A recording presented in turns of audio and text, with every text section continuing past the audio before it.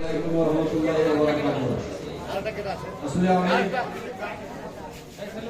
এটা রমজান মাস, সাধারণ মাস, এটা দেখি গুনাহ থেকে মুক্ত পাওয়ার এটা মাস।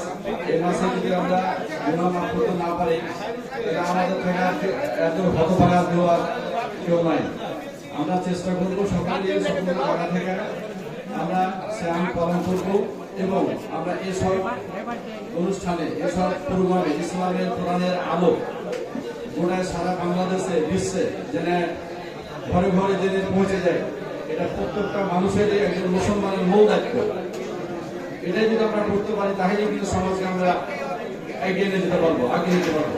না হলে কিন্তু আসলে আমরা যতই শ্যাম পালন করি কোনো কিছু আমাদের কাজে লাগবে না। আমার জায়গা থেকে আমি যাবো, আপনার জায়গা থেকে আপনি যাবেন।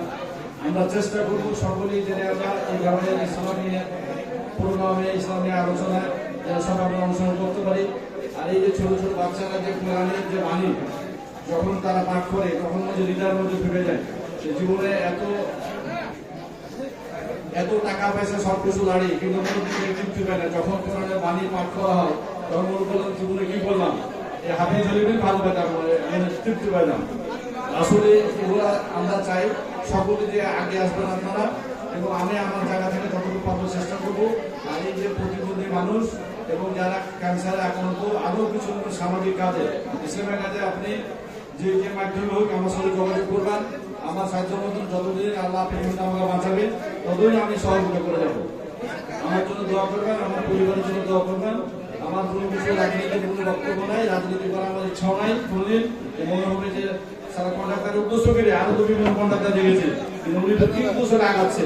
আমি সবসময় বলেছি আমি কোনোদিন রাজনীতি করিনি এবং আরো জীবনে যতদিন বাঁচা থাকবো আমার কাছে দোয়া করি রাজনীতিতে এদিকে মন না থাকে। আমার জীবনে আমি এই সামাজিক কাজের থেকে আল্লাহ তোমার কোরআনের বাণী সহযোগিতা করি তুলে তুলে দিতে পারি, এটা আমার কাছে আমি দোয়া করি। আপনি সবাই আমার জন্য দোয়া করবেন। আমি এখানে শেষ করলাম আমার কাছে জেনে, এটাই আমার পরিবারের জন্য আপনার দোয়া করবেন, আপনাদের পরিবারের জন্য আমি দোয়া করবো। আসসালামু আলাইকুম ওয়া রাহমাতুল্লাহি ওয়া বারাকাতুহু।